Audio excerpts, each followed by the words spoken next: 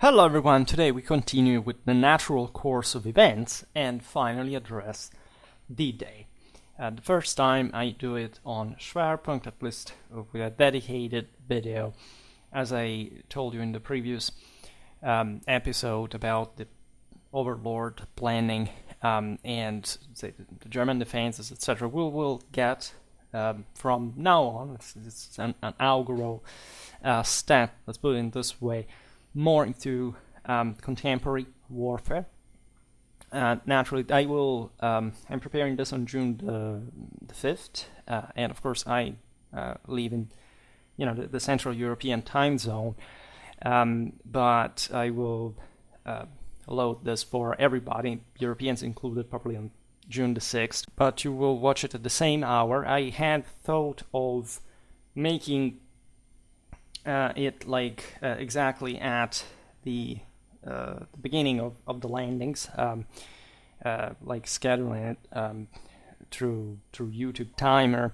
But then I realized that also the majority of my audience that is American would have seen this in part, or actually entirely, at the end of June the 5th, and I would have not probably even had the time to do so. This is not much of a problem.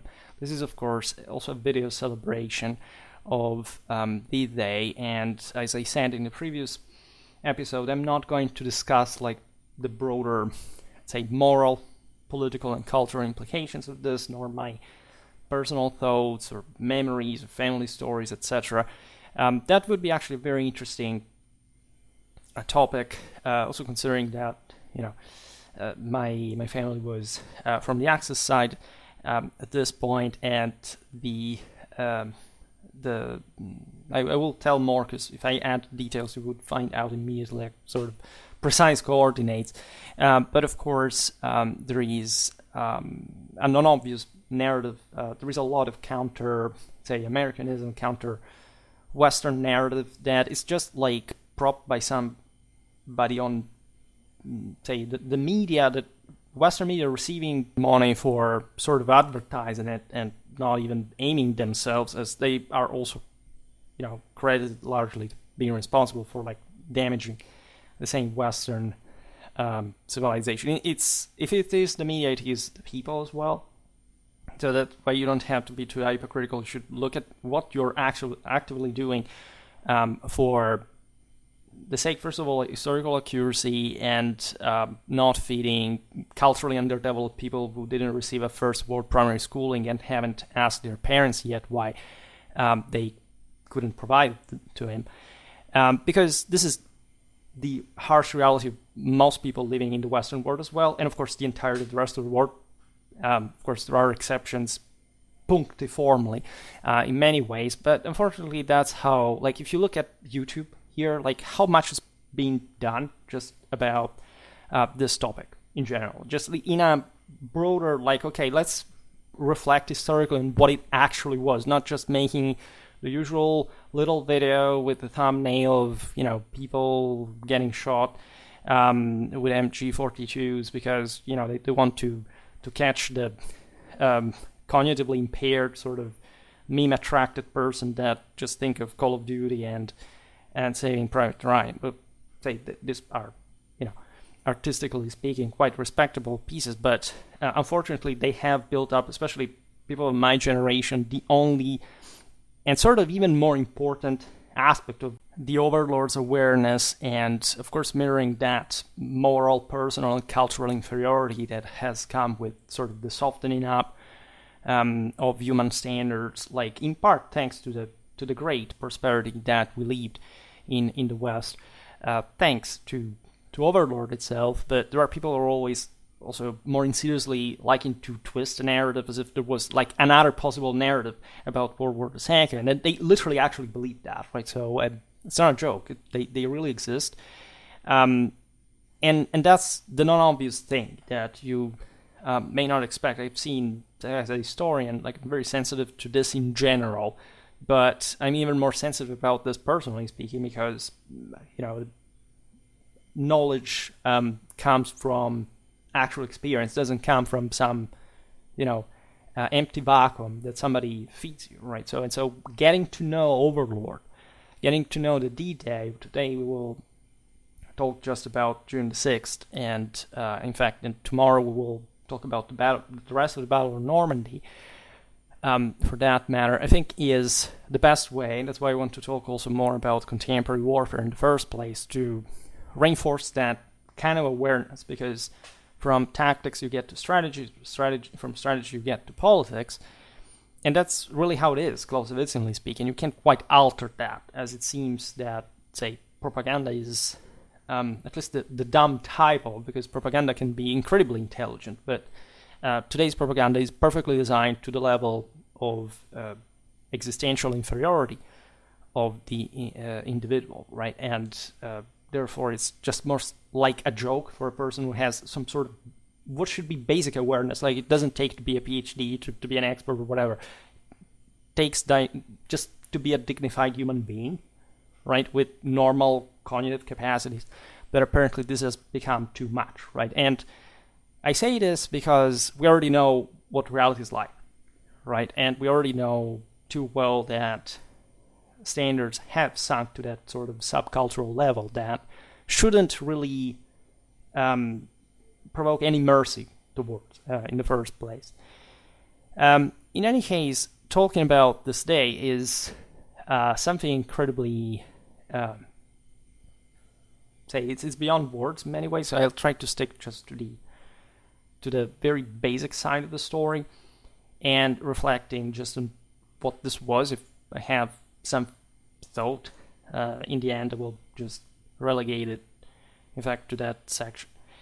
I will also, as I said in the previous episode, skip a lot of the beautiful stories and anecdotes, and also very famous aspects. We won't be talking too much about the Port-en-Bessin, for example, because even if it is so iconic for the Rangers and all, like, it's sort of in the bigger picture is, for example, in pop culture, sort of overrated compared to, say, what happened to the British and the Canadians on the left side of the beachheads, for example. At least that's what it seems to me to be pretty, at least in that level of cultural, subcultural pop awareness.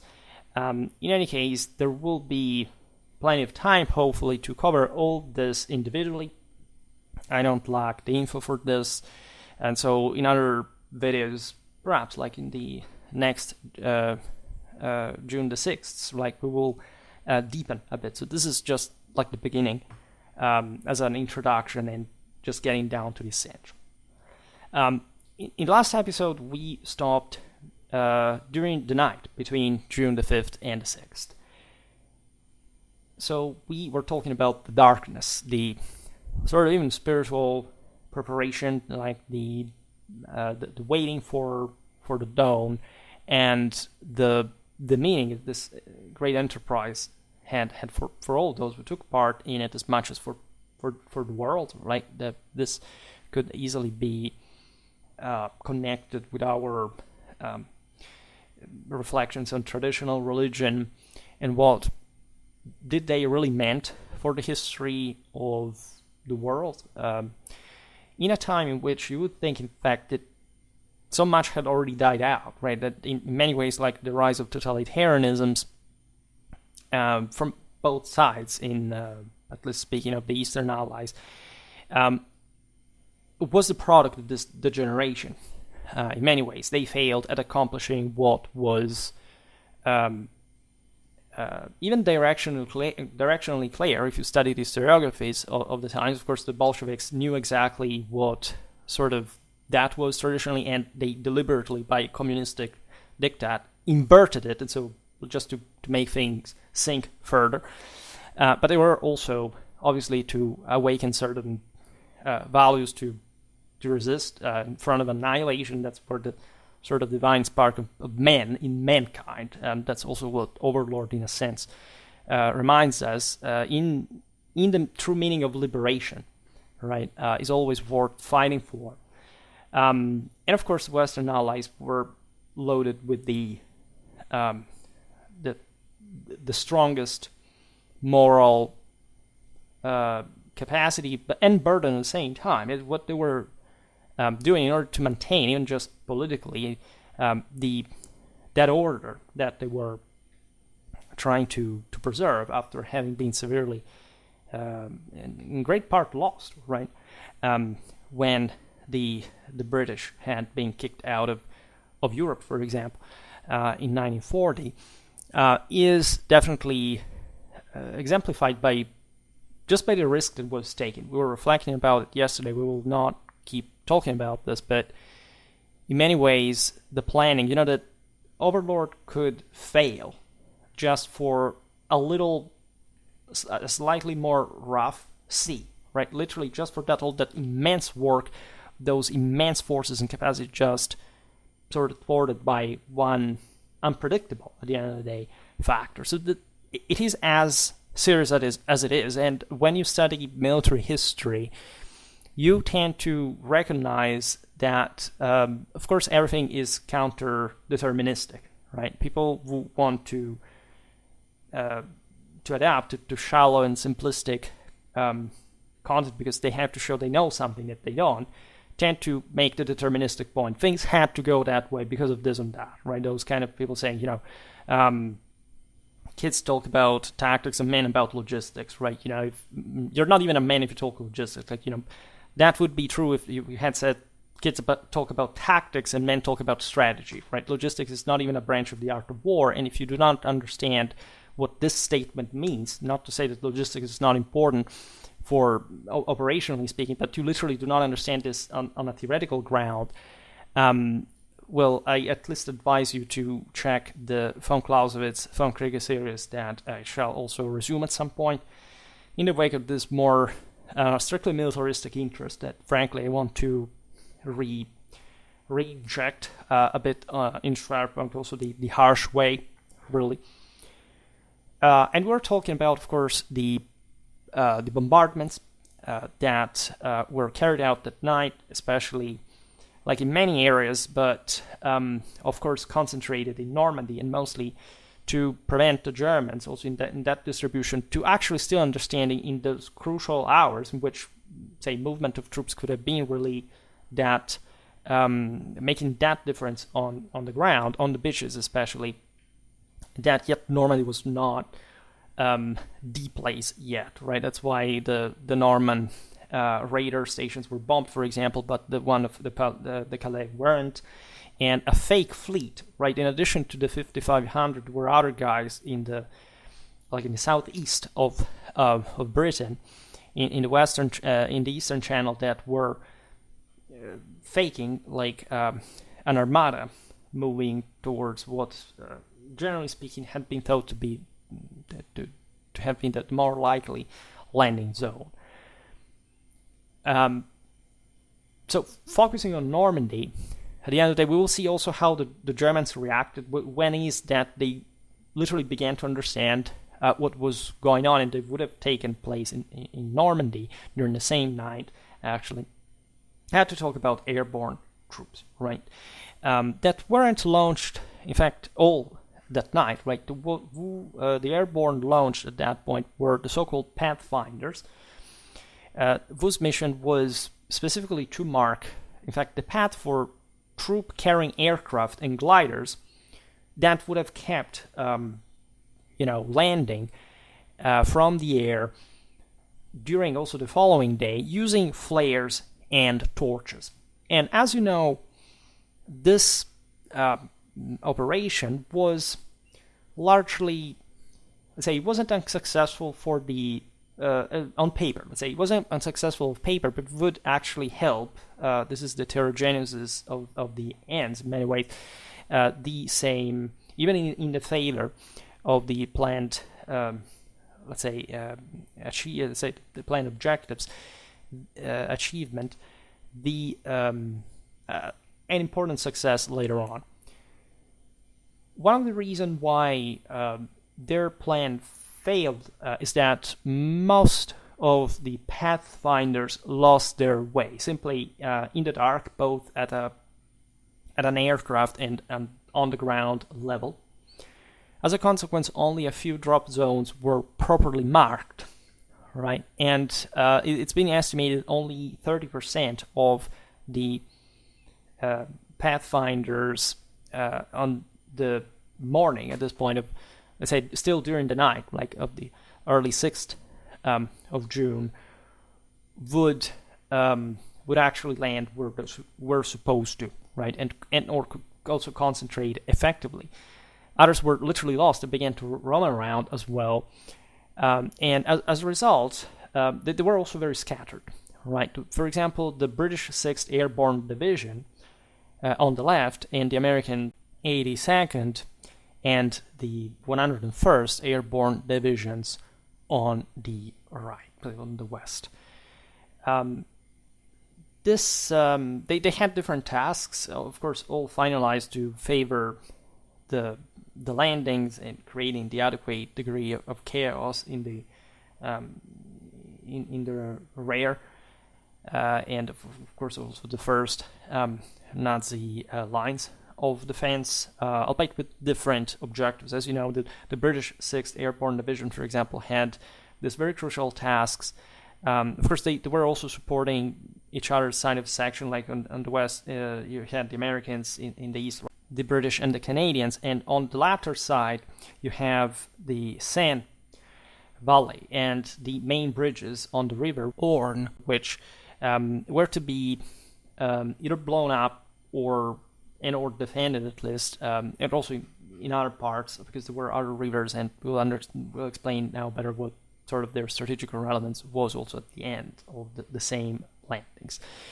But still sticking to the airborne, their dispersal prevented the divisions, the airborne divisions, from concentrating and operating effectively. Literally, men were led literally in the process tens of kilometers away from their intended objectives that would have hopefully been reached at the moment of the jump, just being parachuted above them. Well, that wasn't the case. Now, the losses were staggering, but they were actually much, and I mean drastically lower than it had been planned, right? And just from a moral perspective, these guys were literally told that the expected casualties would have been up to 80%. Now, these were like picked, so elite units. They knew what this was all about. They knew how crucial their work was. But just thinking about jumping into that darkness, right, and in that total hell, and knowing that there were estimated chances 4 out of 5 to get killed or wounded in a incapacitating way. The number would turn out to be much lower, still very high for a unit, 15%. And we will see in part now how it occurred, right? Because despite the chaos, the airborne operation did achieve, as we were saying before, overall a peculiar success, to say the least. The original mission, I didn't say that, but it was essentially to secure the flanks of the invasion beaches first and foremost. Like the sand we described before was the eastern one.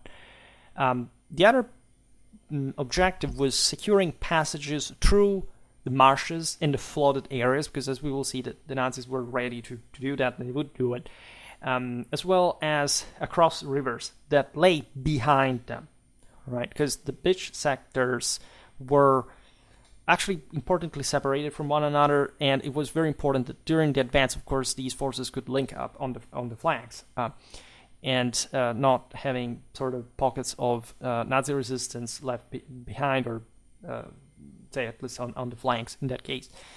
The scattered troops created, however, exactly in their disorder, such confusion and chaos in the German rear areas that they sort of managed to psychologically mess up the enemy in that sense. Like the jumps were so messed up in terms of order that the same Nazis did not understand exactly what the strategic point of this all was. At least also this was a bit narrowed down to specific objectives locally that the Germans had been thinking about, and this froze them a bit, because the same, aside from all the thing about the bombardment, like the communications were being fucked up and all the stuff, there was an enormous unease, right, and pressure, and like what hell do we do now? Because it was evident it was not the average air drill, right? This was real bombing. Now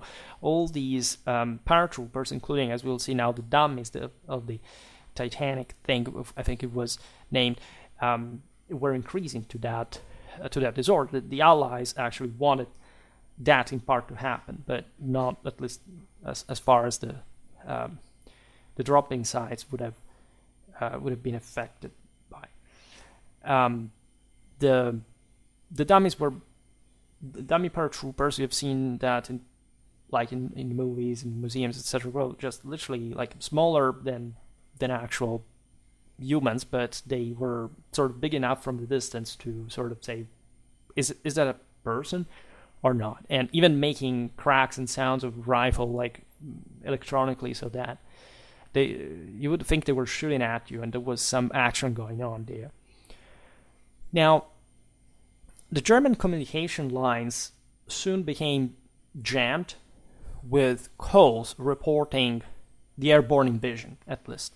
As we'll see now, the ships had yet to manifest themselves, especially with the light. And this was happening, as we've seen, at multiple locations. It was impossible for this reason to take decisive action from the German side. As the Allied parachutists and glider troops began to regroup, they formed small combat groups that, as you've seen very often, like on this much you can relate from TV series, video games, like they sort of had to sort out the situation on their own, right? They began to exploit any opportunity that arose, like taking out German flak, engaging with whichever force was out there, and mostly unable to attack their intended objectives, still caused some important havoc and losses among the enemy. Now, coming to the amphibious side of the story. While the Airborne descended from the skies, and we are literally in the early hours of dawn, right? In many ways it was already dark when it started, but it was soon to be day. The immense fleet of 5,500 ships converged upon the beaches, that they were all sectored, and there would be some problems, as we will see. Of course, nothing can be fully perfect, even in here. But things proceeded overall as they had to.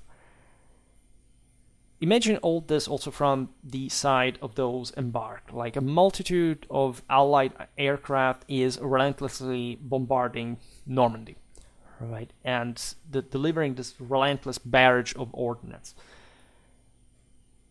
The ships haven't started bombing yet. But when the sky gradually lightens, they began to spot the enemy and vice versa. Essentially, the Nazis that had already naturally been awakened by the mess, and as you understand, would have been extremely anxious and pressured, began to realize that it was not routine air raids or anything like before, but the actually prelude to the massive and comprehensive invasion of Western Europe. From one side, like, began to freak out, but they sort of put themselves immediately and quite hastily at work, right? It was even commendable how, as we'll see now, these relatively unfit units did their job, even if they couldn't really do miracles in that situation. Remember that by this point, the success of the landings was still at stake, right? It wasn't just like, I don't know, the Allies had to break through forces, so it was really fought. hardly, as we know.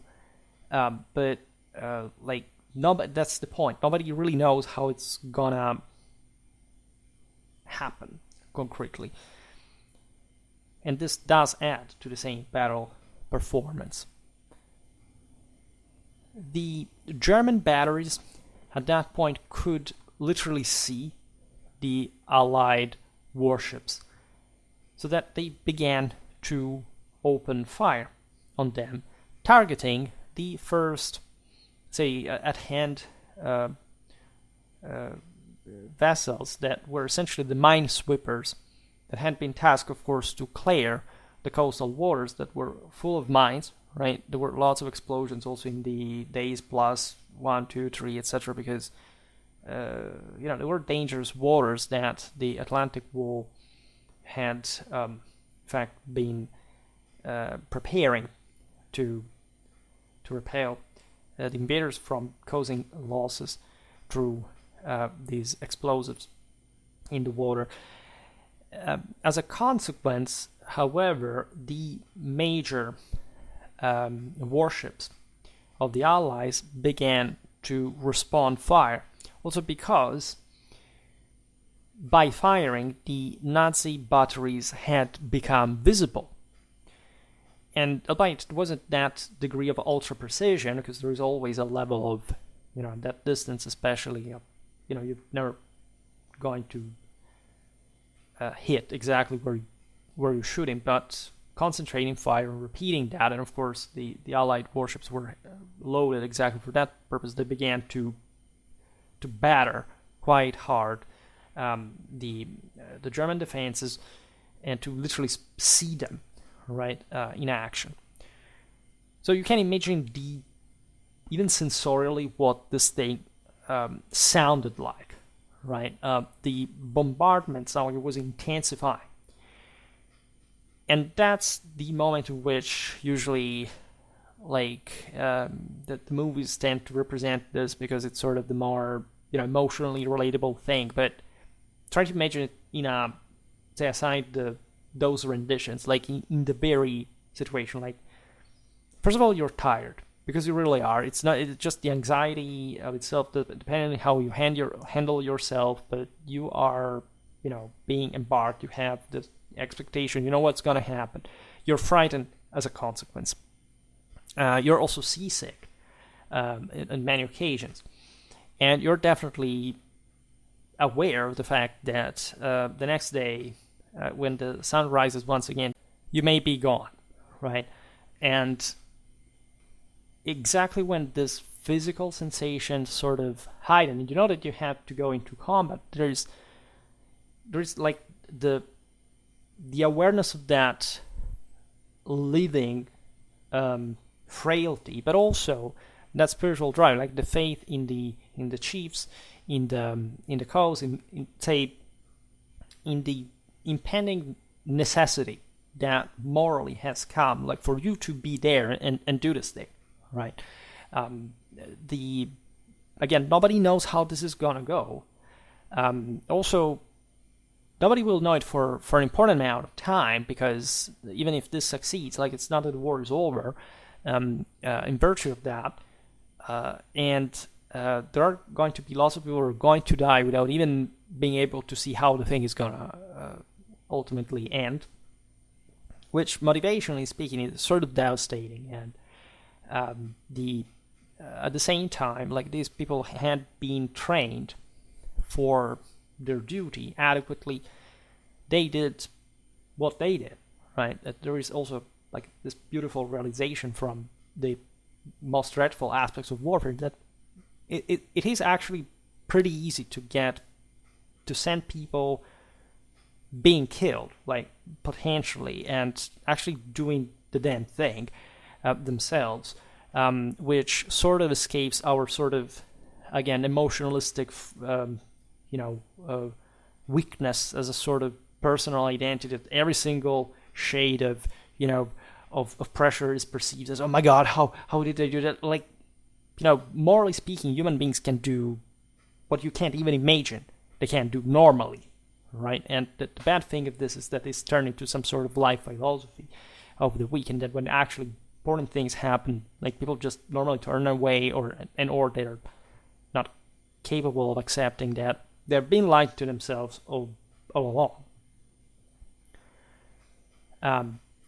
And this is a very arduous and perilous operation. The landing began under such circumstances. Imagine like the bombardment going on, like literally seeing that the enemy out there is waiting for you, like this immense and ceaseless naval gunfire sound. That is in part reassuring, of course, because those are the big guns. Plus this continuous wave of bombers attacking the enemy from above, and hopefully like the ones you have also to rely a bit the most in a surgical sense when you are where we are on the beach. On June the 6th, 1944, in Normandy, the sun rose at 5:58 a.m., revealing this uniquely stunning sight. The sea literally covered in ships for over 100 kilometers. Like you could literally see, at least from the coastline, this immense sort of armada that there is the scene of the longest day that is not very well done with the technology of the time, but which from the bunker, like a German soldier literally sees the thing and says that the Allies do literally have those 5,000 ships that the command said there weren't, but actually wasn't true, but that the thing was sort of, they had been waiting for this, it had not yet happened, maybe it was just a fake thing from somebody crazy down the line referring this, but literally the magnitude of the operation, like the mere fact that the enemy has been able to mobilize this massive, unprecedented, historically and never reaccomplished naval force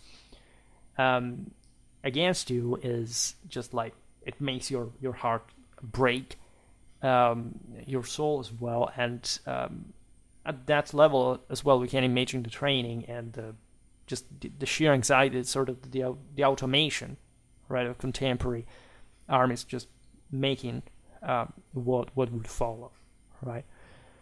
The Allies have essentially complete air superiority. There is flak, however, and things have yet, especially on the ground, to be like, say, talking about the German infantry and armored forces, like to be hit, to be effectively weakened. The British and Canadian forces on the Allied eastern flank were tasked with securing 3 relatively small beaches that were famously enough Gold, Juno, and Sword.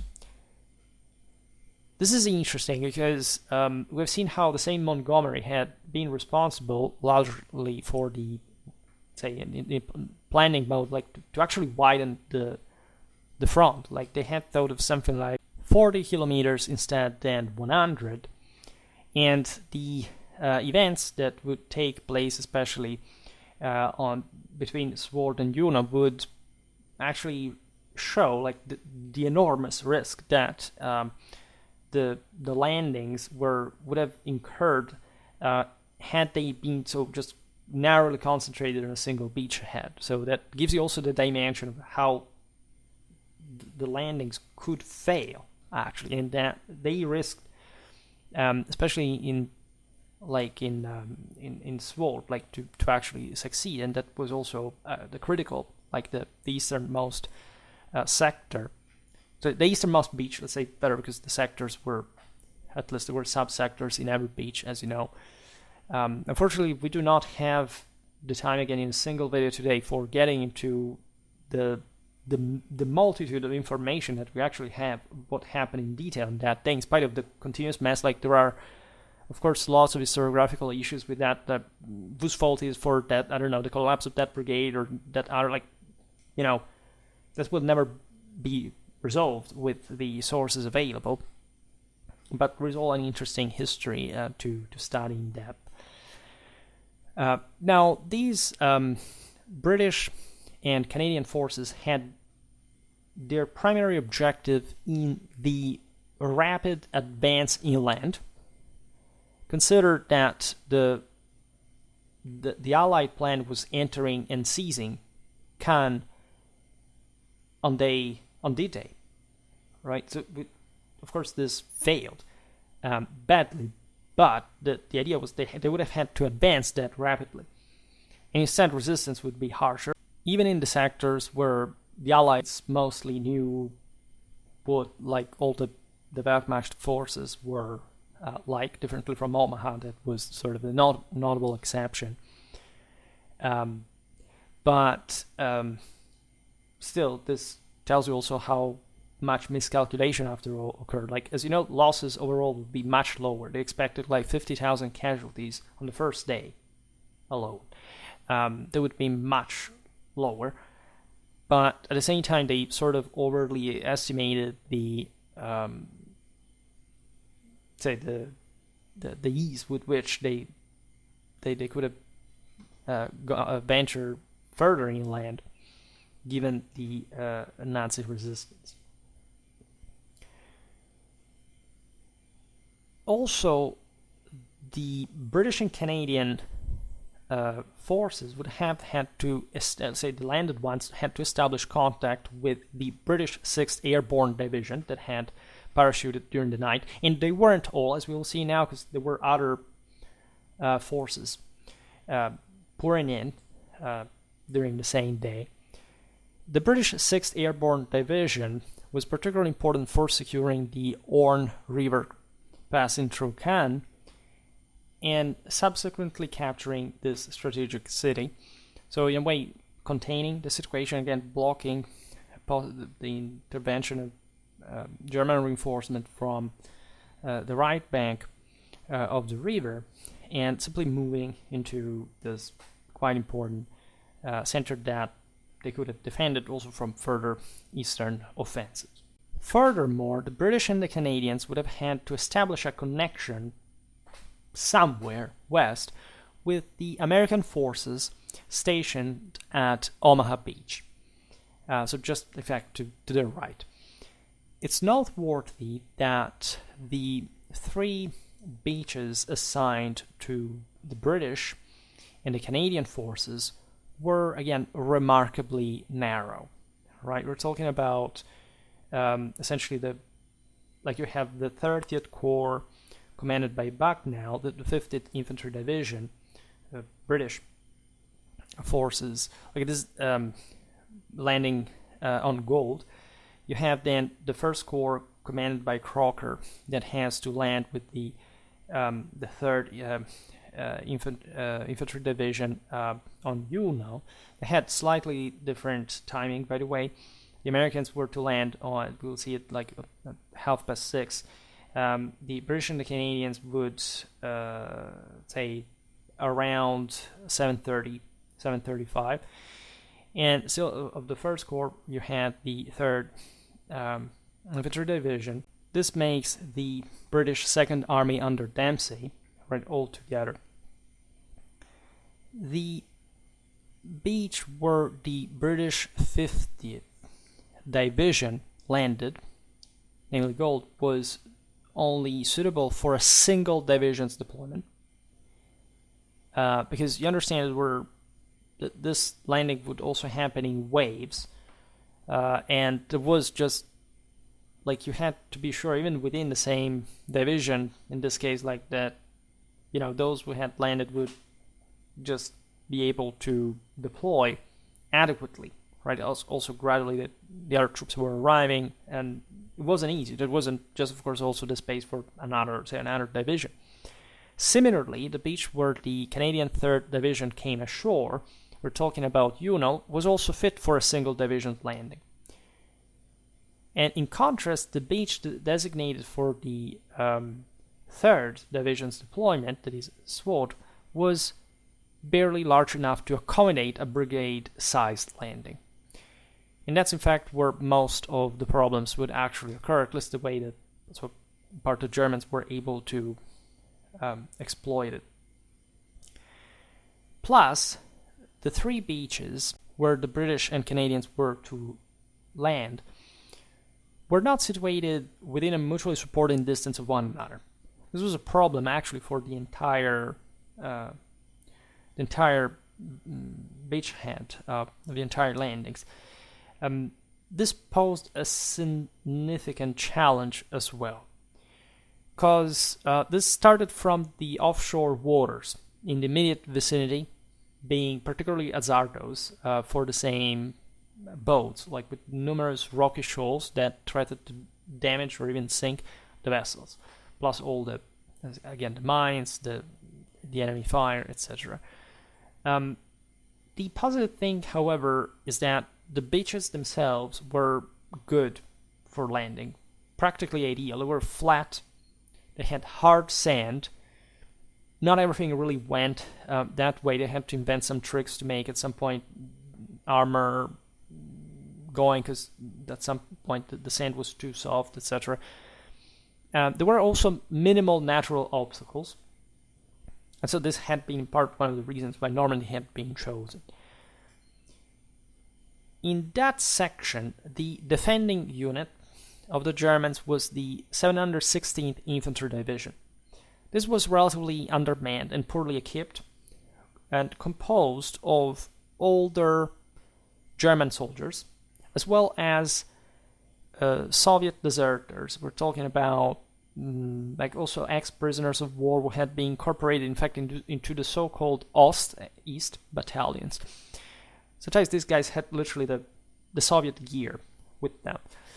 They weren't particularly motivated overall, and nor like particularly performing in the first place. I mean, Germany at this point had been running out of young people to recruit, so German soldiers in France had just been on vacations in the first in the previous years. There had been, however, some forces, especially armor, that had been brought recently to try to prevent breakthroughs, especially on the Carpathian front. So in many cases, the forces manning the Atlantic Wall, especially in this section, were not that good in the first place. At least the 716th Infantry Division was limited in mobility. This was further exacerbated by the fact that, as we've seen also in the previous episode, much of its equipment was fixed in permanent position. So there were problems, of course, of tactical flexibility in all this, because yes, as a static defense, they could put that sort of resistance that would inflict some losses, but the overwhelming enemy numbers at that point would easily sort of compensate for it. As a result, the Allied landings in the British and Canadian sectors proceeded smoothly. The troops arrived on shore in good order. They were famously and picturesquely accompanied by the Scottish pipers. You had a lot of sort of Britishness, on display there, for many reasons, for what this had all meant for, of course, the British since the beginning. Dunkirk, Dieppe, the bombing of London, and the general, siege that they had been under from years. So this sense of revanche that had to be reaffirmed for also the greater reasons. And there is actually a poetic and famous quote of St. Crispin's speech by Shakespeare that was, recited at this point, and that also is well connected with Schwerpunkt's main medieval warfare theme, about Azincourt, of course, and gentlemen in England. Now abed shall think themselves accursed they were not here. Right? It's this sense of, this is a glorious enterprise. This is what we were talking about before in terms of what was really pushing this man. And so the fact that people still got it in those times. It was just normal to be willing to fight and die for one's own country, and especially for distinguishing the good from the bad reasons for real, not just like we would like to mix water today because of lack of standards. And of course, there is also a level of, I think their commanders were the boys that had been fighting in the trenches in Europe back in the day, on the continent back in the day. I mean, it is something you have to consider, also from the American side, of course, in a historical perspective. Now, the consolidation of the beaches commenced immediately, right? So we're still talking about the British and the Canadians, right? So we're just for Gold, Yuna, and Sword.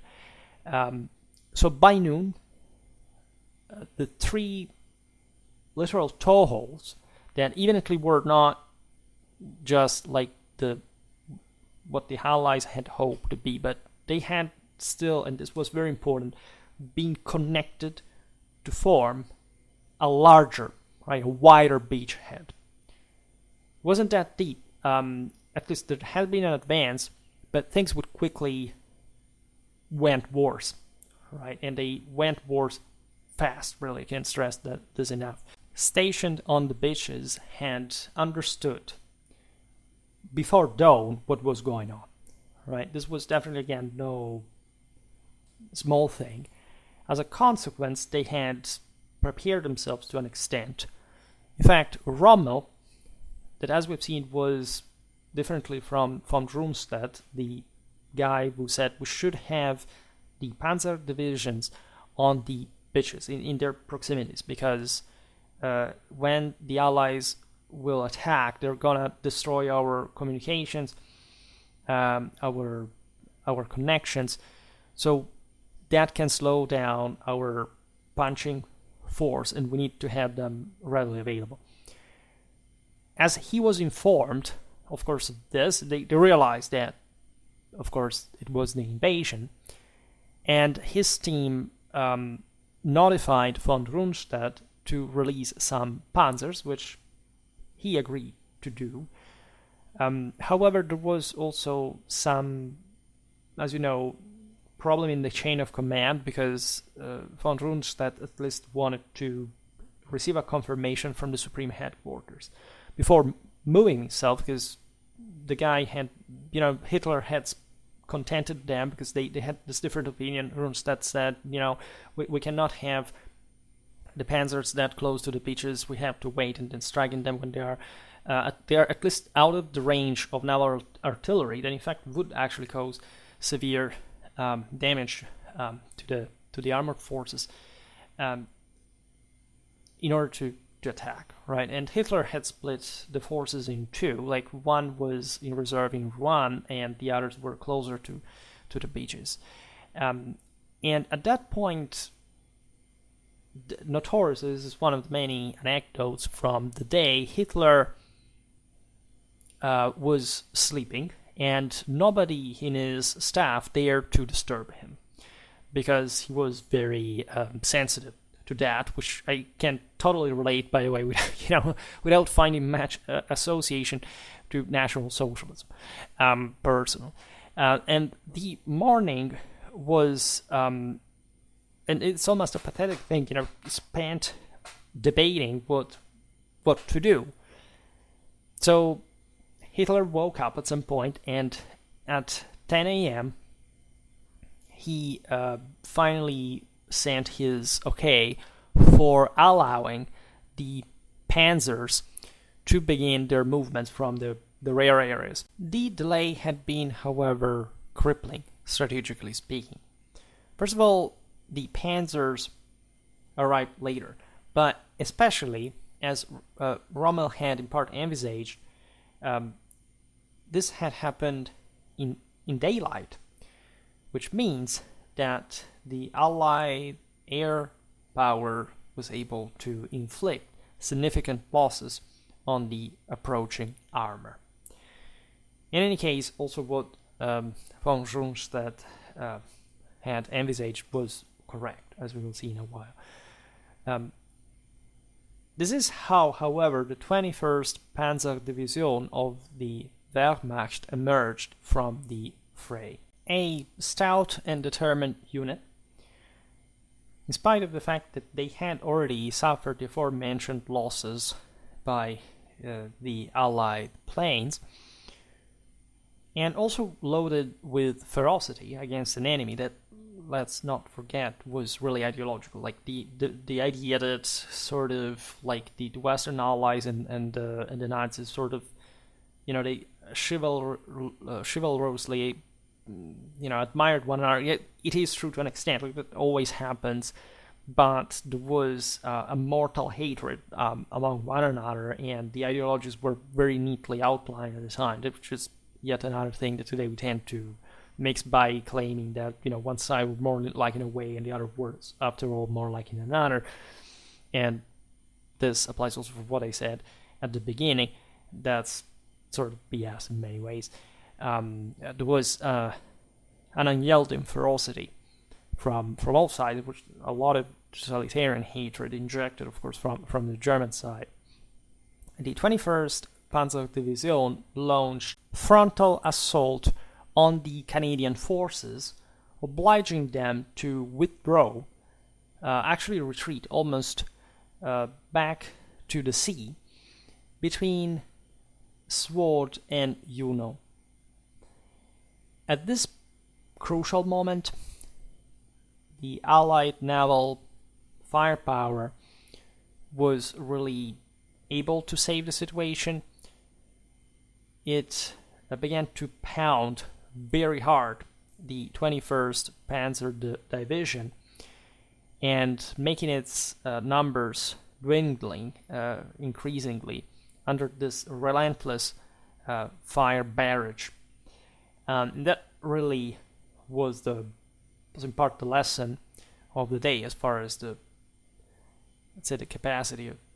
This was a problem that the Axis had already experienced during the Sicilian landings, right, in 1943. And that's why von Rundstedt was aware of that, but Rommel was also thinking about the dreadful communications in North Africa that, especially with an enemy air superiority, meant really a very hard time for the Panzer movement. And so that level of tactical dynamism, the Bewegungskrieg, the tactical flexibility that had characterized the German doctrine. Naturally, things were going downhill by 1944 for the Nazis in the first place. In all this, what really unlocked the situation, then there can be a legitimate debate regarding the forces on the field, etc., is that the 3rd Brigade of the 6th Airborne Division began to land at this point with much greater visibility, essentially flying over the heads of the same 21st Panzer Division and its drop zones that had just previously laid out right next to the Orne River. And this essentially offered them a very advantageous position. This was almost essentially a fortuitous circumstance. They would have had to be dropped exactly in that area, but the rest of the 6th Airborne Division on the ground was reinforced by the 3rd Brigade. Part of this forces, in fact, were attacking the Germans from the rear, and they were able to launch an immediate counterattack, which obliged essentially the Germans to move away, and for the British and the Canadians to secure swiftly the beachhead. Because the Germans literally withdrew, and they did so because they would reach Caen to defend it, which would have offered them, naturally, an important tactical and strategical advantage, so that even if the 21st Panzer Division was forced to retreat in this circumstance, it had been successful in gaining valuable time for the Wehrmacht as a whole.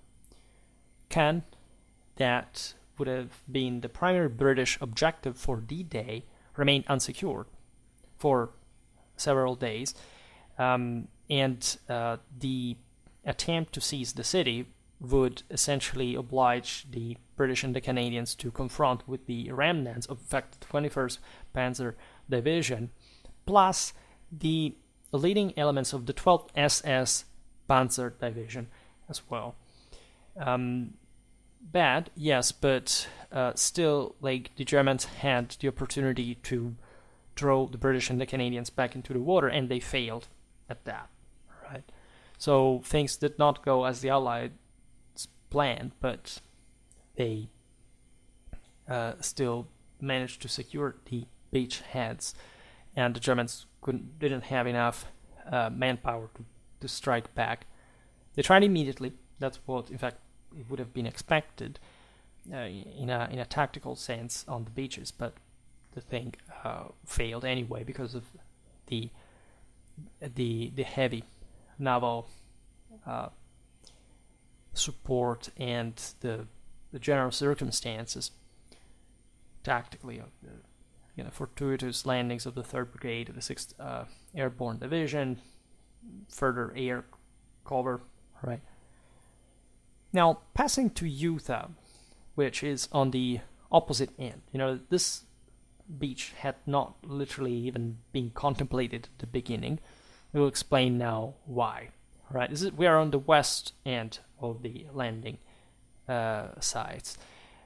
It was not even an initial objective of the invasion. This is at the base of the Cotentin Peninsula, and it had after all, a relevant but still a secondary strategic relevance as far as the seizing of the city, of the port city, importantly enough, of Cherbourg at the top of the same peninsula was concerned. So the idea was to sever the Cotentin Peninsula at the base with Cherbourg at the top, and in fact, bottling the Germans in there. Utah was assigned to the U.S. 4th Infantry Division. That had, of course, the objective of securing it. It was commanded by Collins, and it was like the 7th part of the U.S. First Army under Bradley. Collins commanded the 7th Corps, that was in fact the 4th Infantry Division. As you were saying before, the Americans landed before, right? Utah and Omaha happened at the same hour, right? Goal at 7:25, 7:45, and Sword 7:25, right? So these were the first guys in, and the point with Utah is that the Allies had thought this to be like a pretty bad place to land in the first place. They thought really things could get bad and gruesome here. Why? Because the entire base of the peninsula was characterized by low-lying flat terrain, mostly marshes and other land that had been deliberately flooded at this point by the Germans. So definitely not the ideal for moving inland further. Right? There were 3 kilometers of this inundated land directly behind the same beach, stretching for more than 13 kilometers along the eastern coast of the same peninsula. Apparently really a true mess, right? Plus, this was actually apparently the greatest problem were, at least in a tactical sense at the moment of the landings, the fact that there were very limited access points, comprising only narrow causeways and trails, that the Nazis could effectively defend. So with also a small number of forces holding off a significantly larger one exactly on this location. All right. So the Allies thought that it could be possible, because you do not know how strong the enemy resistance is going to be. Remember the Clausewitz deal. War is primarily clash between moral forces that, by the way, reciprocally influence each other. It's not like a material determinism regarding where do you locate troops. These have to fight, right? If the other wants to rip their guts off, like there is a few that the latter can do, unless like wanting the same and seeing what happens in between. But it was really possible that the 4th Infantry Division could be just stranded between the swamp and the sea.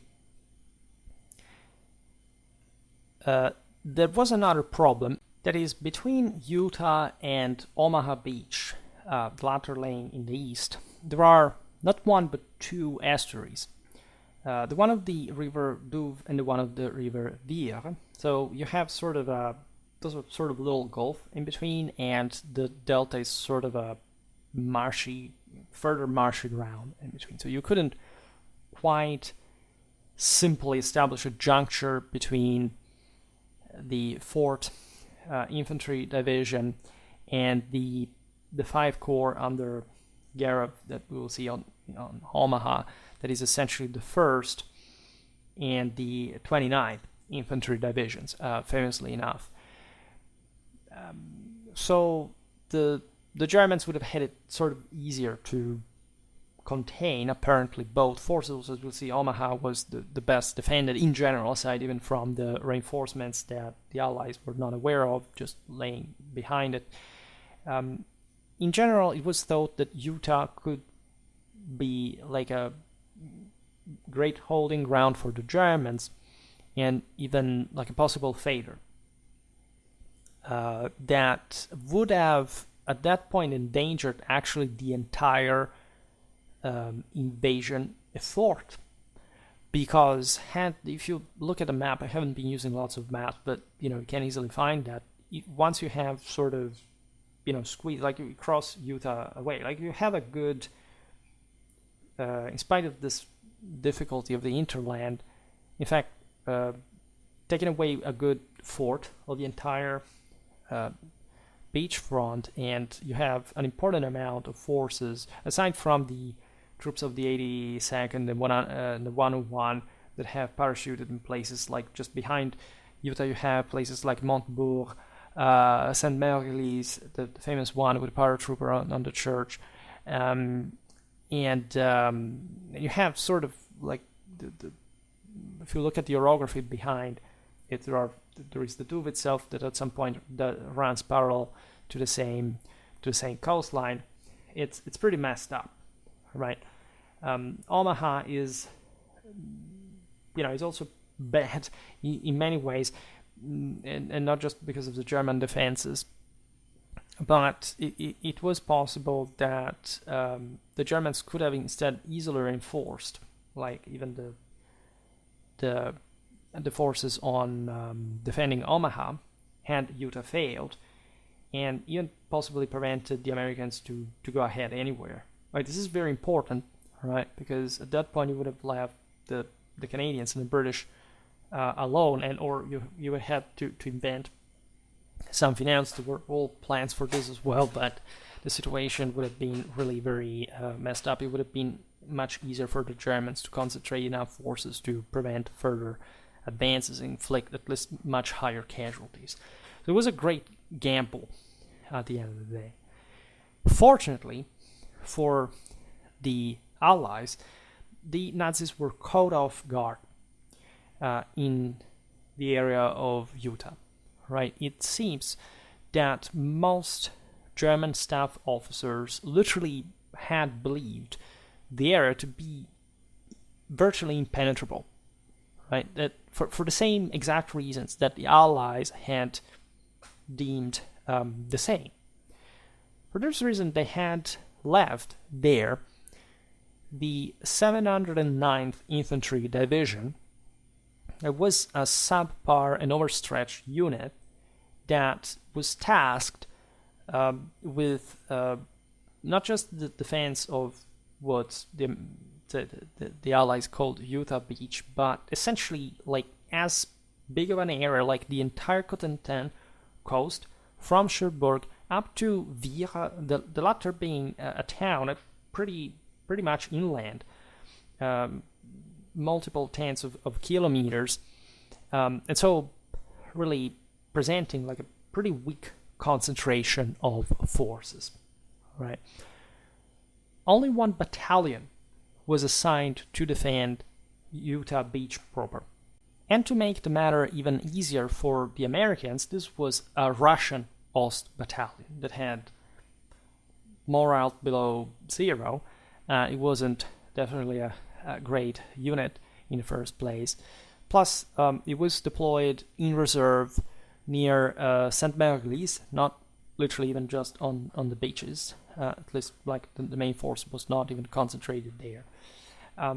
As we observed, there were few strong points on Utah Beach. In spite of this, however, the reserves that the Germans could mobilize from the Wolcotentin converging on Utah were really relevant, to say the least. Actually, not even the Omaha Beach sector was that well reinforced. Like strong and highly effective reserves could be mustered by the Germans towards Utah. We are talking about, for example, the German 91st Infantry Division that was not far away from the beach. This was actually a very good unit. It had already proven its valor in combat. Then was the elite 6th Fallschirmjäger Regiment, one of the actually few parachute-trained units with the Fallschirmjäger name, because as we've seen, mostly like in France, the Germans had this sort of paras that were just some sort of elite infantry, but they weren't actually airborne. They hadn't received the training. And they were also close to Utah Beach. In addition to this, various 7th Army and 84 Corps artillery units were near. All of these units were capable of firing on the incoming American forces, and in fact, as we will see now, be able to hold their ground, right? They had entrenched themselves in their position with barbed wire or defensive barriers. These would prove tough nuts to crack for the Americans. For example, there were extensive network of obstacles extending up to 120 meters onto the tidal flats, and this was already providing the Germans with an important defense. Despite of this fair preparation, Utah Beach turned out to be a success for the Americans.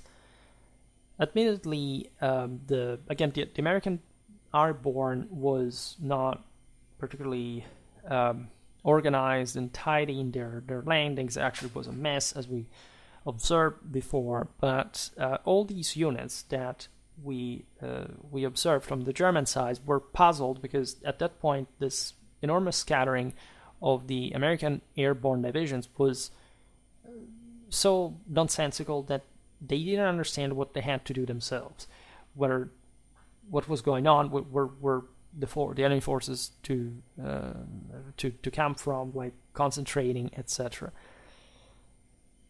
Imagine just this in terms of intelligence, of reconnaissance. Like, you have someone there. Where do they come from? Is there some more that we didn't realize? Everything was that heated on that day. Now, another interesting aspect of Utah Beach is that the actual landing site designated was not even reached. Right? The landing forces found out that they had actually landed almost 2 kilometers north to it.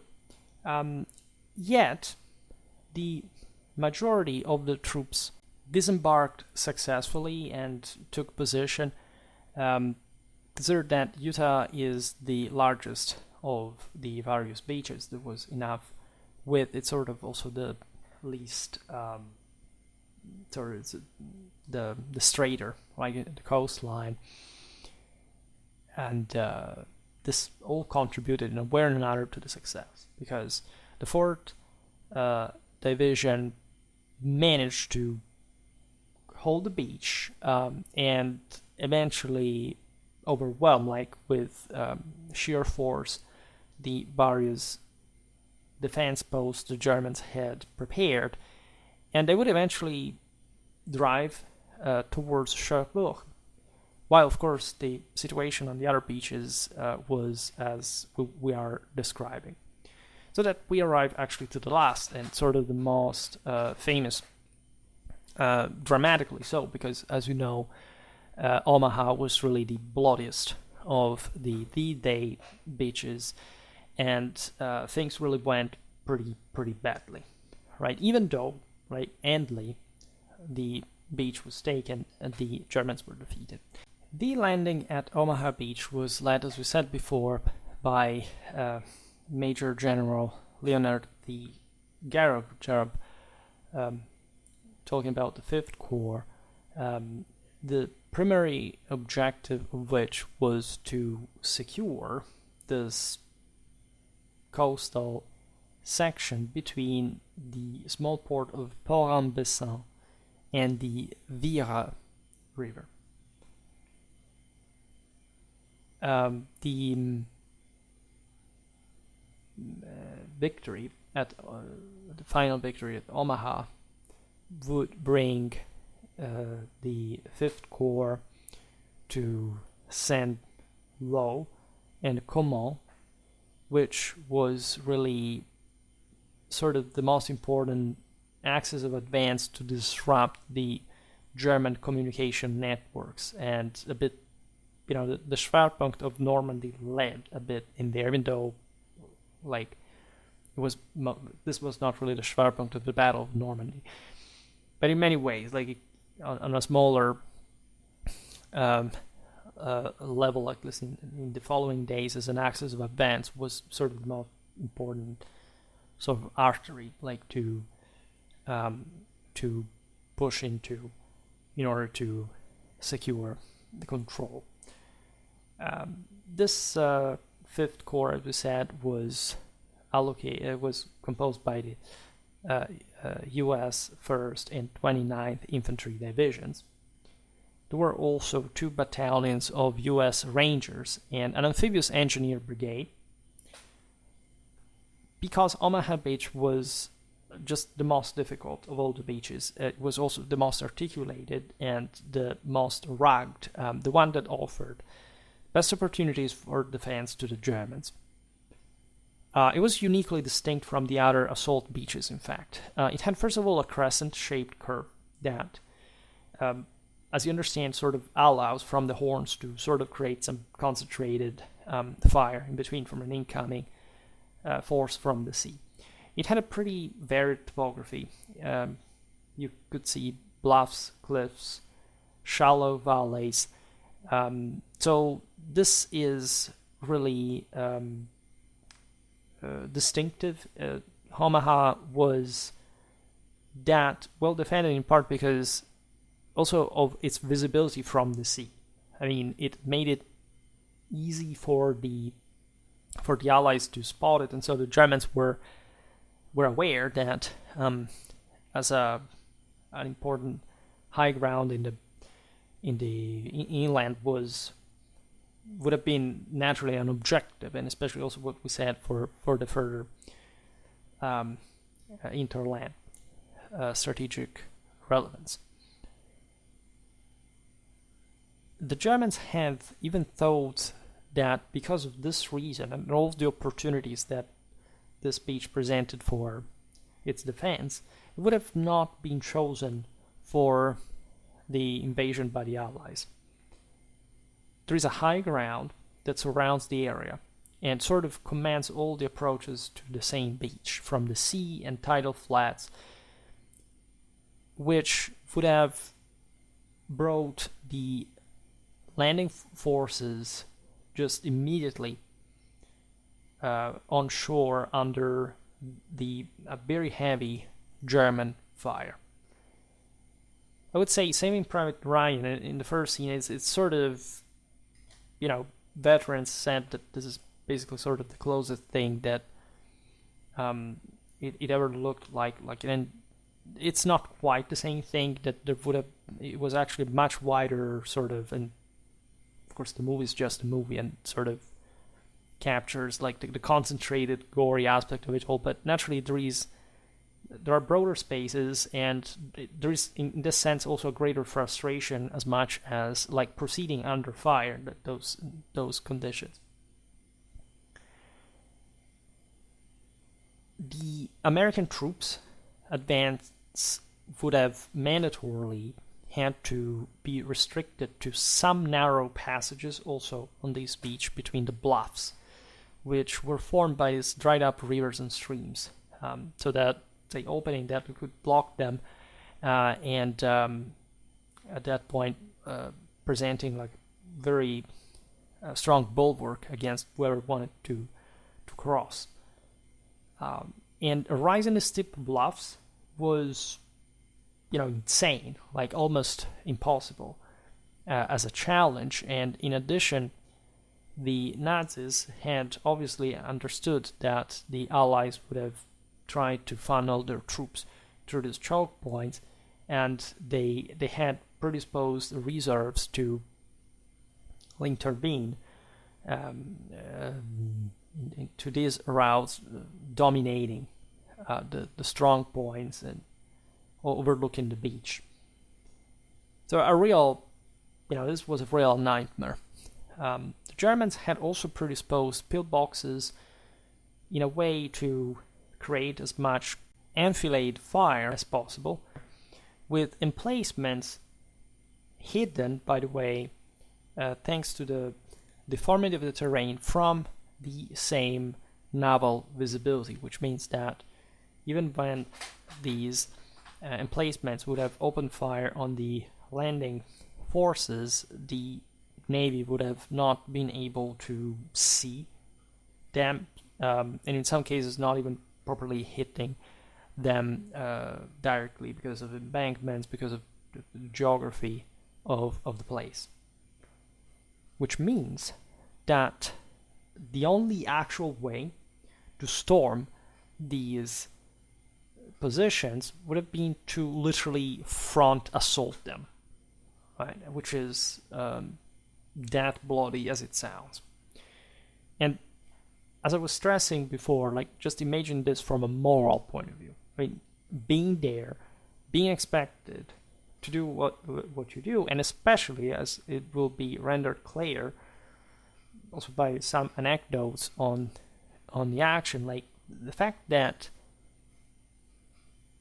the longer you stayed there without actually charging against these positions, the higher the chances you would have been killed anyway, right? So it's that traumatic and that terrifying as it sounds. Arguably, the worst of this all, however, which is the point, like fortifications alone are zero if there isn't enough manpower defending them. And the only Allied intelligence fiasco in the entire reconnaissance of the actual Nazi strength in Normandy was, not a big one in the sense that they made a great job in sorting this out, but they left out one of the top-notch German infantry divisions. That was the 352nd Infantry, one responsible for defending the beach. They were actually nearby, but they would intervene to actually put up that dramatic resistance. The troops of the 352nd were veterans. They had gained extensive experience against the Soviets, right? They had been fighting a long time on the Eastern Front that, as you know, was not exactly you know, a place where you would have just been idling, right? This division was believed by the Allies to have been located somewhere else, something like Saint-Lô or Caumont, that is almost 30 kilometers away from the beaches. So this could have given some time, ideally, to land without at least that excessive resistance. Instead, they were just there, right? Which made things much worse than they should have been for the Americans. Omaha, in virtue of this fortification system that, as we've seen in the previous episode, had been documented by low-flying planes, like spotting all like the machine gun emplacements, the general structure of the fortification, and so on, was bombarded heavily for half an hour, starting from 6. That is essentially before the H hour, that is probably the one in which, see, D stands for day, and that's why we call it like that. The same was for H hour, that in this case was when the guys should have literally gotten boots on the sand. That was 6:30 a.m.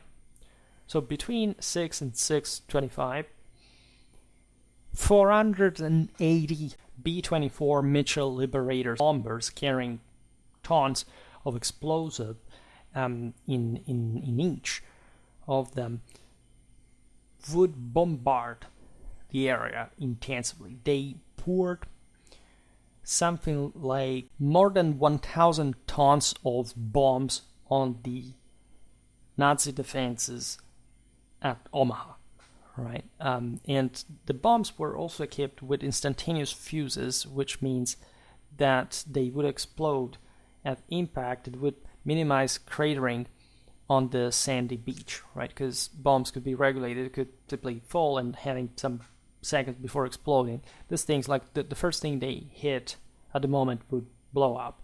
And I don't know if you have an idea of what the amount we just described really is, all right? And on top of this, 8 destroyers, 3 cruisers, and 2 battleships were to target specific objectives in the droves, and doing so coordinately, so that they would literally have like going at waves and trying to properly wear out properly the German psyche in the process. All right, methodically, with an important degree of accuracy. This thing went on, as we've seen, for almost half an hour. And you have, before the landings, yet another wave of bombardment carried out by the, say, 9 LCT rocket launching vessels that unleashed on Omaha a barrage of 9,011 centimeters, it's 4.5 inches, right, of caliber rockets onto the beach. This was a hell of a preparation, but in spite of this, the defenses of Omaha weren't, annihilated nor significantly destroyed, meaning that overall, and this is obvious, like you can bombard a place how much you like, just like in today, like it just the art of war has always been. But if you don't send troops in and you don't actually test the enemy resistance, you don't have that sort of precision capacity to surgically take out every defender in the majority of them. In fact, the bombardment that preceded the landing on Omaha Beach had not achieved the desired effect. The Germans resisted unexpectedly and with strong vigor. This was immediately evident as the first troops began to disembark. it was really as vicious as sometimes was represented in the movies, but not worse, especially from a psychological point of view, which is the aspect that you always must, in fact, should make your mind up about. By the way, when things go wrong, you can sense them immediately. Like there is an imbalancement on the battlefield in a situation like this, in which you're pouring forces into ground that you are just like bailing out onto.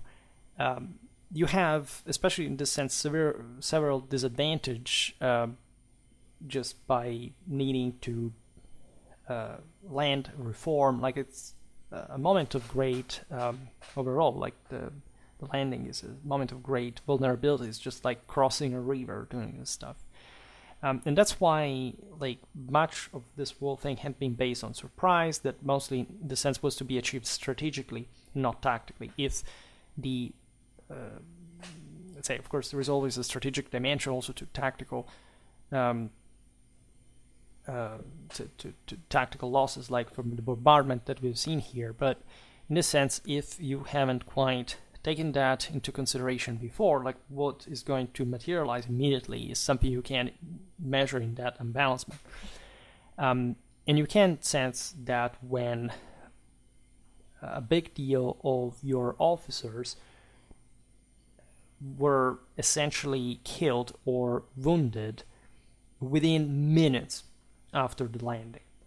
It's really that terrifying, right? And especially, of course, if you have an idea of the role of officers, of NCOs, and so what kind of specific technical function they have because of the nature of the terrain, which is very exceptional in its kind. And so in a way that people have been instructed, maintaining a knowledge, like when you're starting having this heavy losses, you're starting to lose much of that, you're starting to lose the cohesion of when the leader goes down, the entire unit breaks in many ways. And this is in fact the dreadful situation that produced itself on Omaha, right?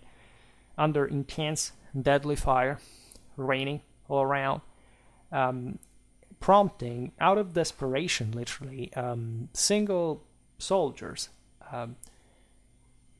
out of their own initiative, to take control of the situation and trying to break through, right?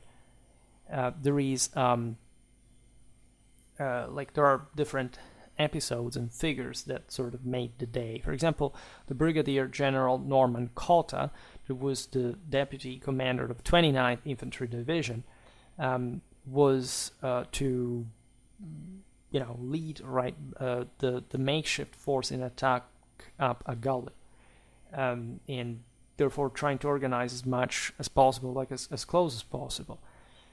After 2 hours and a half after the H hour, Cotta's troops had successfully gained control of the bluffs above the beach, right?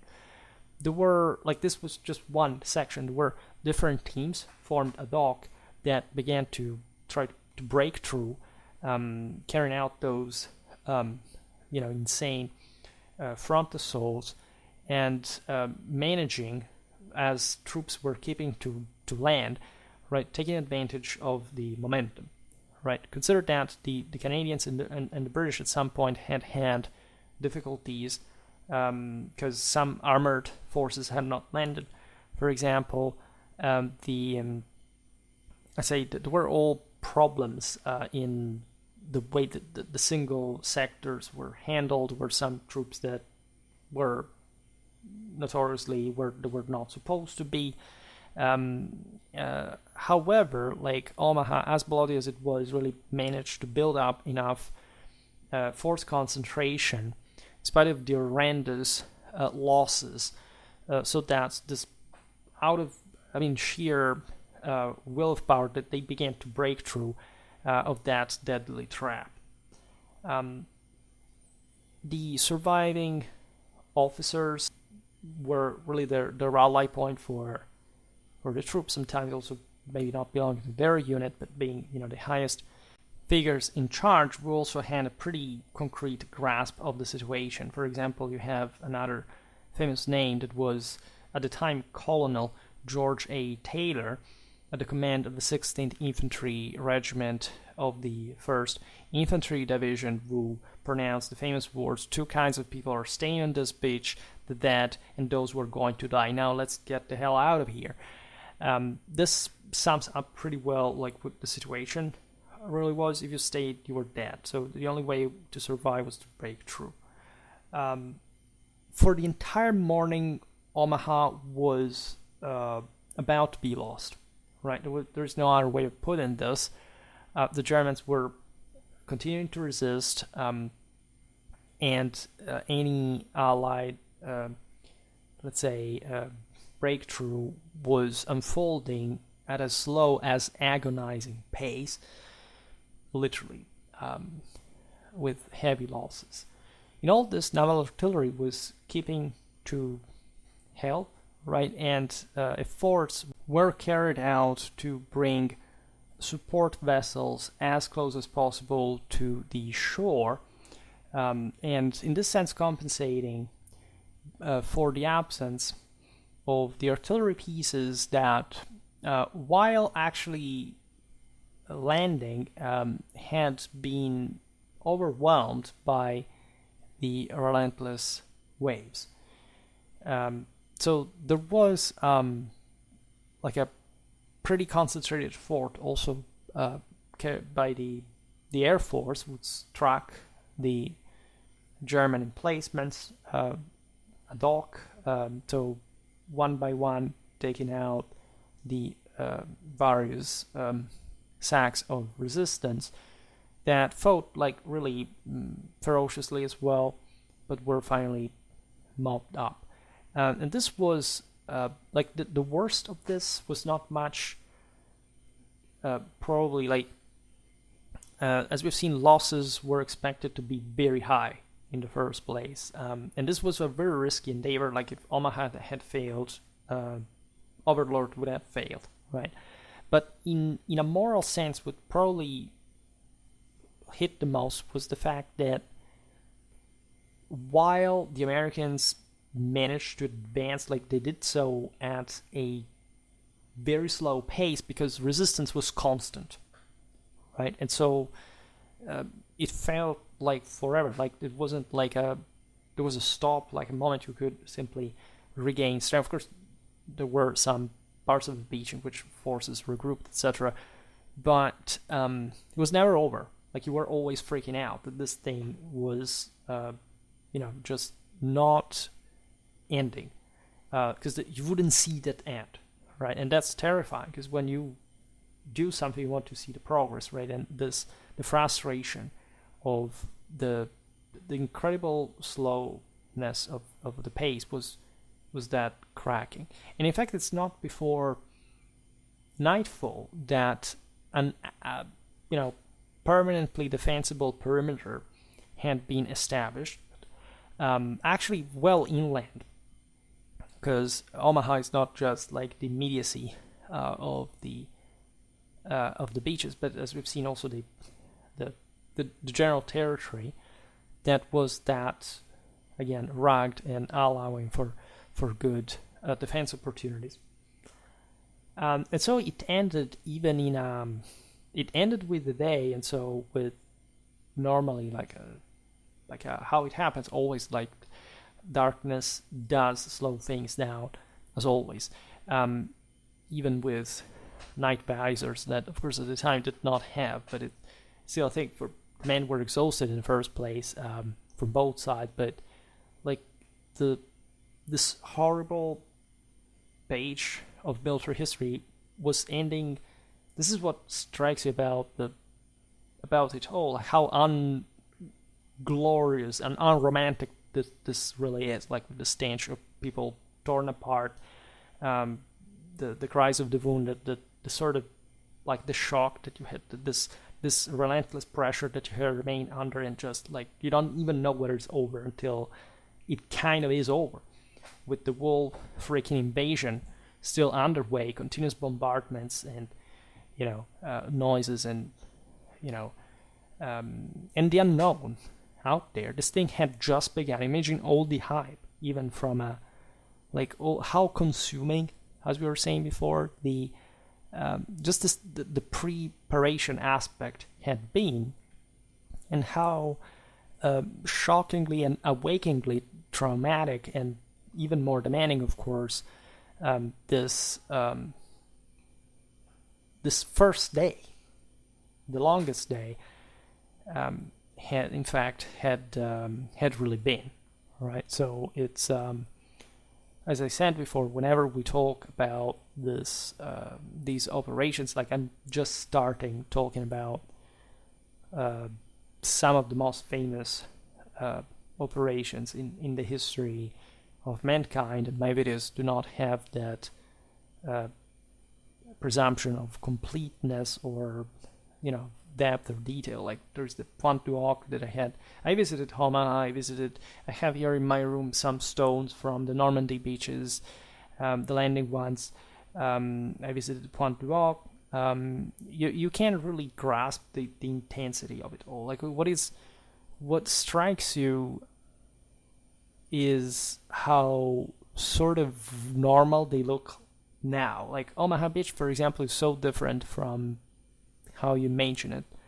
At least having watched the movies before, not knowing how the place really is, it's not much the fact that it's a seaside. There are little houses just on it, and it even looks relatively small. At least now I went there 10 years ago for the 70th anniversary, and I wasn't even just stopping too much, realizing because I wasn't just going to visit Normandy on that occasion, but I want to come back there because I've been in France really often, but also because I toured around, right? So I was there like 15 times, but that's how I do with Schwerpunkt. Like we start even with very intense things in depth for the scale, right, of what you can do at the moment. But of course, there is so much that you should stop there. I mean, I had to visit the Bayeux Tapestry Museum.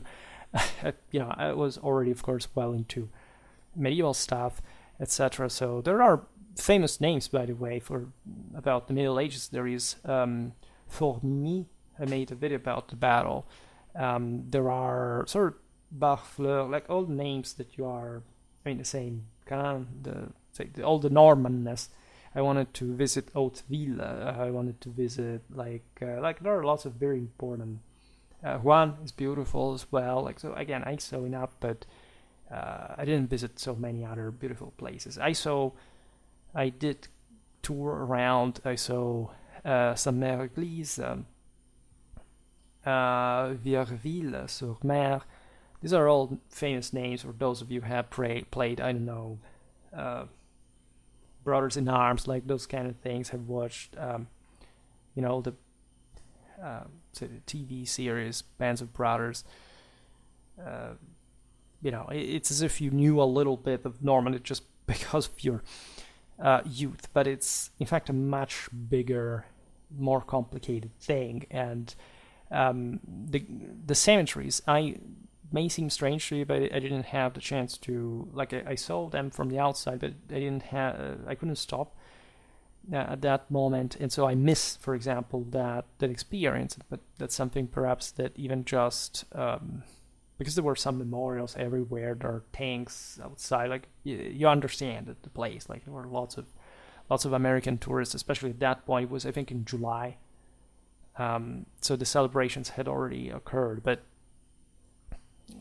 it's I will show you pictures at some point if you're interested, because at least I took many of those, and there are interesting places. And it's really the bunkers, the barbed wires, the artillery emplacement. They do really punch you. It does really make you feel like a bit that sense of terror. Like I don't think you can define it in a different way. It's just like the sense that history across Europe passed through those beaches. You do feel it. It is that powerful, right? And you have this enormous craters still there. You have an idea of that naval bombardment through it. So it's really an experience I advise everyone. I there is one thing as a European I really care about, that is when, especially now that I have this American audience, that you are by far the largest majority.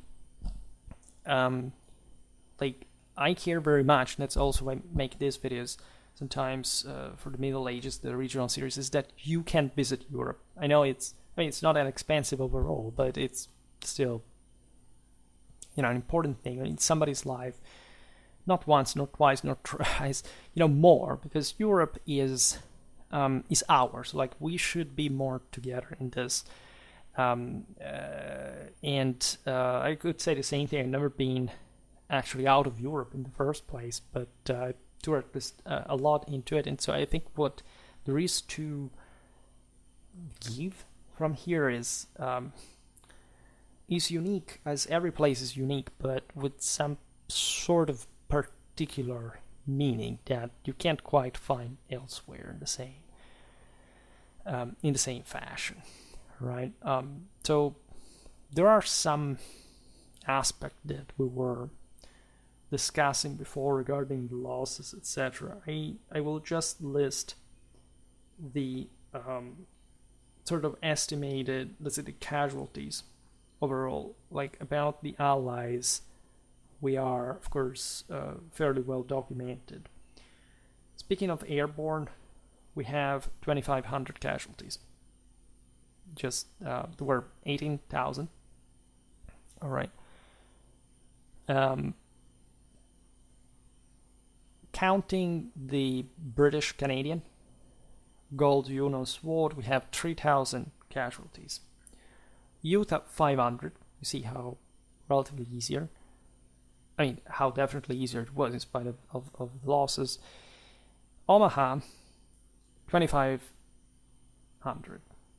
All right, so it is really that horrible. But if you consider it in parallel, for example, to the British Canadian experience, you realize that there is an incredible lack of pop culture representation of Gold Union swords that were sort of also the more tactically interesting, because technically Omaha is that sort of tragically scenographic and entertaining, even in its devastation, but it's for some sort of artistic documentary purpose, but it's shocking and traumatizing, but it's also less tactically of a deal, right? Instead, the most interesting things tactically wise happened in the eastern sector of the landings.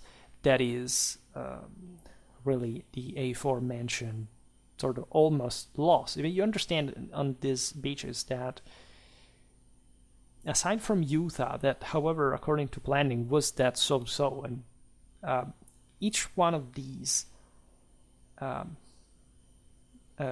beaches was risking to be lost during D-Day. That's something that tell you, as when you study the art of war, always is fixed on you. Like we have learned through the Krieg, war is fought because there is a possibility, a consistent one, right? The things are gonna go, so that things are balanced enough for things to be played out, right? Whoever think that, especially the bigger engagements, are something predetermined in the outcome, is just a person who has no level of strategic literacy whatsoever. I mean, you can indicate, of course, how much a side can lose preemptively and saying, okay, well, this is lost in the sense that for that primal objective they had set themselves, they failed, right? And if this is like the bigger one, you can go as far as saying, I don't know, that let's not make comparisons with the rest of World War II, but it's obvious that, say, I don't know, that the Germans had some greater shots than the Japanese. It is debatable, but you can't quite simply make everything this was a global war, so that's we're still not really aware of what World War II literally was, and I'm not meaning again, ideology, I'm meaning actual strategy.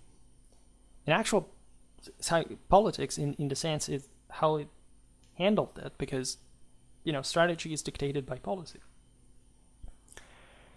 It's policy that decides, it's politics that decides whether that is going to be enacted or not. And so the rest just follows. And so we're talking about 8,500 casualties compared to the 50,000 that the Allies had sort of accepted to be possible on D-Day alone, right? We're talking about 100,000 men. Now we will talk about the insane buildup that, especially after D-Day, but starting from the same D-Day, occurred, like for bringing 2 million men in weeks ashore, which is like mind-blowing if you think about it. Speaking of the German casualties on June the 6th, we are not sure. We're not even sure precisely, like for the entire Battle of Normandy, they mostly equated the Allied ones. We're talking 20,000, some saying 30,000. Some say we're talking killed there, that the casualties on D-Day instead were something like from 4 to 10,000, but we do not know, right? And the Allies had just 1/20 of the troops landed, and something like almost 14% of the initial assaulting infantrymen becoming losses. Right? Again, very much lower than than what expected. What else to say? There would be other aspects to cover, but I also want to keep this content fairly compact and not over, let's say, over. Sorry, I was distracted, as you understood. But towards the end, that's what happens. What else to say? I don't want to leave, of course, this video in particular with some sort of meaningless conclusion, but sometimes it is also like that, because the broader meaning, in my opinion, of the war is missed. Right? So what happened on D-Day is so cool, but in my opinion, it's so great just in the way it was prepared so that it could happen. So what happened on the same day was epic, was enormous, was something that really has a mark on all of us, in a way or another, more or less directly. But it's also like what kept happening for a long time, right? In the following months, that you can't quite simply isolate, right? There's this sense of desolation in the corpses left behind while the rest of the army was advancing, and this guy's being collected, put into bags, and sent home without any, I don't know, like balloons floating in the water, like something maybe not that long for the composition, but surely something extremely silent, right? There's something about death that is really that sort of, that's it. It's not a sack of potatoes, but de facto, like, it's gone, it's over. And you think about all the people who, like, this is what always fascinates me. This is doesn't want to be an emotional note, but I said it also in the previous video. Think about what all these people could be, right? That's something I always thought about as a military historian, that sometimes you say, that guy fought in that war, maybe was killed, and, because it was maybe, I don't know, a famous person or an artist or scientist or someone who would have left some sort of mark in civilization. And And then you think about all the people who died, that in that sense, we also never hear the names of, if not on these grave slabs, and sometimes literally without a name, because they couldn't even, like, they had no tag, they had been unrecognizable, and all this. And you say, this person was someone, right? This is something is incredibly undescribable in itself. Like, this person had a family that had somebody waiting for them at home, right? This is, I don't know how relatable this is, but especially like as a young male, you do feel this sense that sometimes you do something stupid or, dangerous, or, you want to be free, you want to explore things, and you do know that there is somebody home that is thinking about you, your family, people who love you, and just sometimes even leaving for we are a neurotic society, living for a few days on a driving, going abroad is just like, let's hope that everything goes well. You can imagine somebody embarking for going to storm the beaches of Europe, because they wouldn't know it was Normandy, and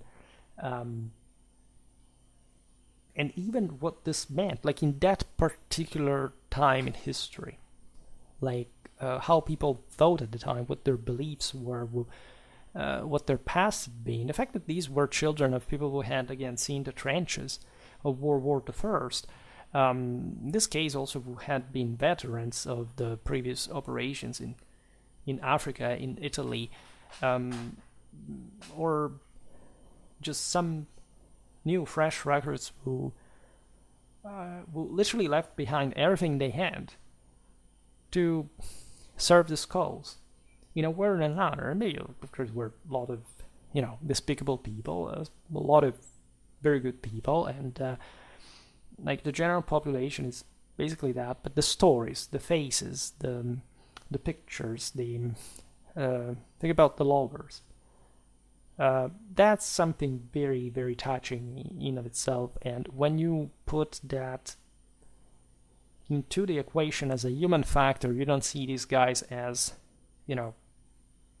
video game sort of bots that respawn at a certain point, and you start understanding like the real psychological dynamics that kick in combat, and when you're able to elevate those through the hierarchy, also through the leadership that we concentrated on in the first video, like you can really appreciate the let's say something else, something that attracts you at that point, maybe more because of history alone, not necessarily the military side of the story, but if you're particularly interested in that, I think not making the point that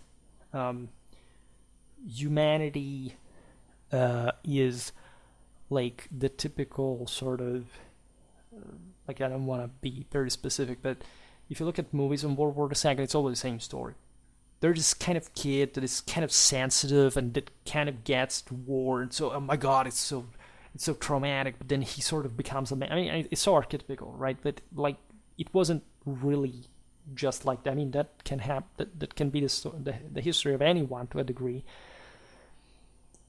But there is much more to it, right? When you're younger, especially, you tend to see just that side of the story, but that's just the vanilla one, right? Then you start understanding that there is something more, that there is a level of command that took this like into their hands, not much just tactically but strategically, and then you understand the politics behind that, and you understand the culture behind that, and the moral forces, and the previous history, and so you start understanding the world you live in, not just as an episode, but something greater, right? And this may not be the most touching aspect of D-Day per se. Actually, it's a way to smoothen the sort of the emotional aspect, but as I was saying yesterday, this is actually one of the sort of like, I don't get moved easily. As I said, I'm actually concerned for the fact that I appear not to have much human sensitivity at all,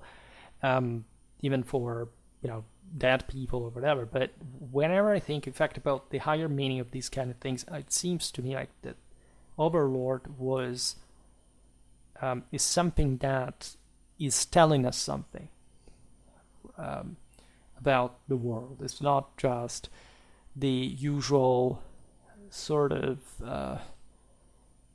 populistic thing about yes, the Americans were doing it because they were interested, or but no, there is something about the beyond of like why were they even interested in the first place? Why weren't they from the other side? Just to start, which is immediately throws that narrative in the bin, and that makes you think, and should make you think much more about finding an answer that is going to be different for anyone. It's useless to pretend it wouldn't, but that definitely should point always to a single direction.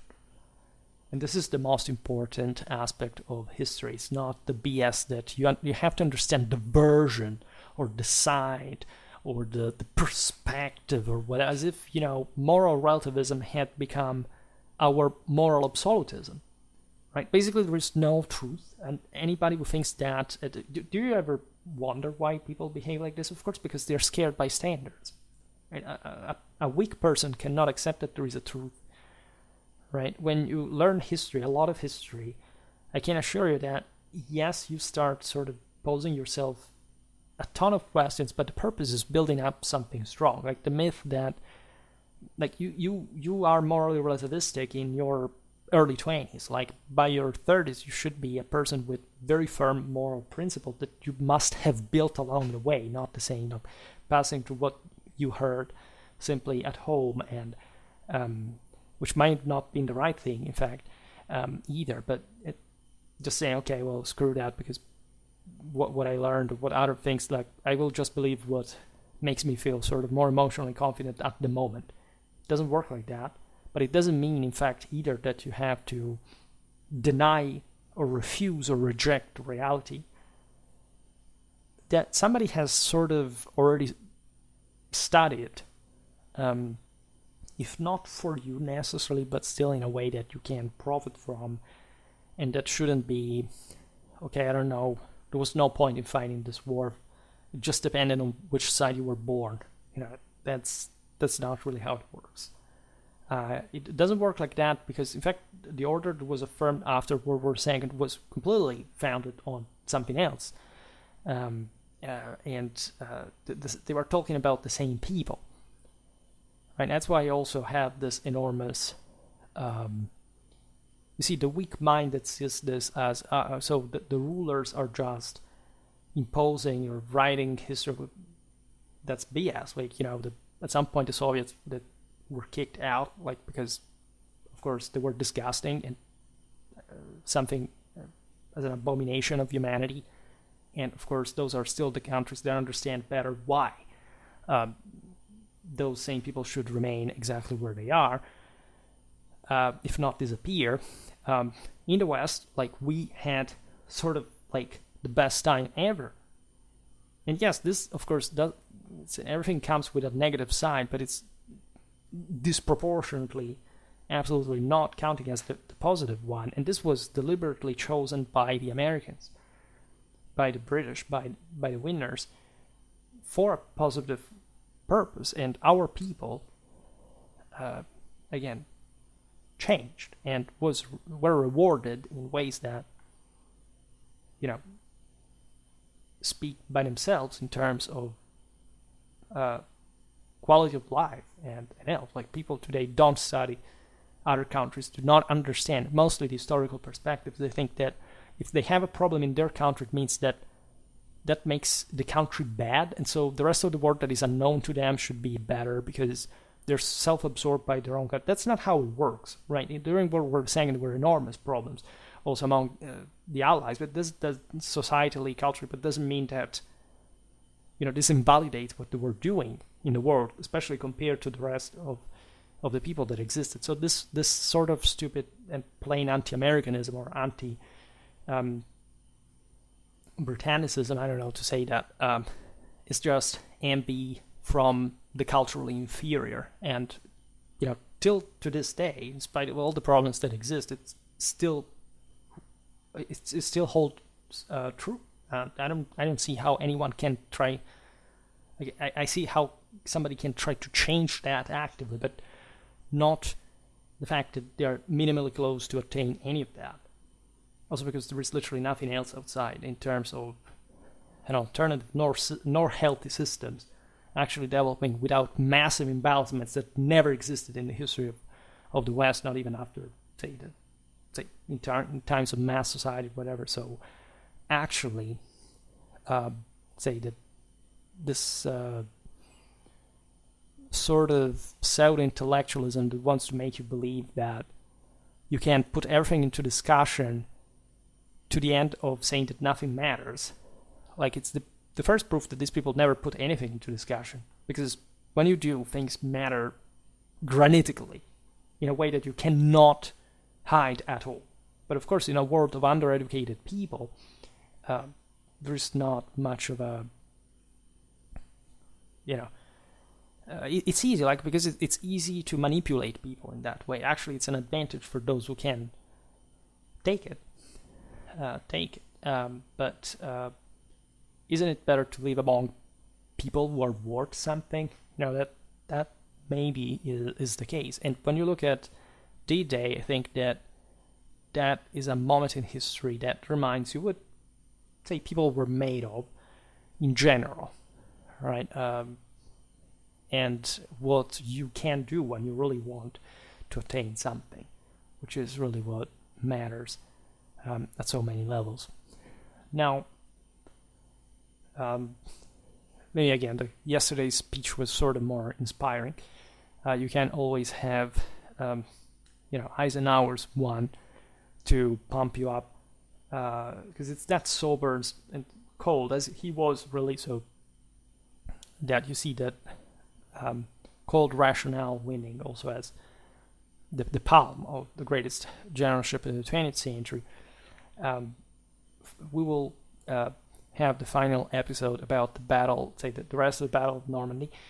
For today, however, I stop it here. I just hope that you enjoyed this video. If you did, please share it. Otherwise, leave a like or subscribe to my channel if you're interested in my upcoming content. As always, I thank you heartily for listening to me. I wish you a nice time and see you next time. Bye.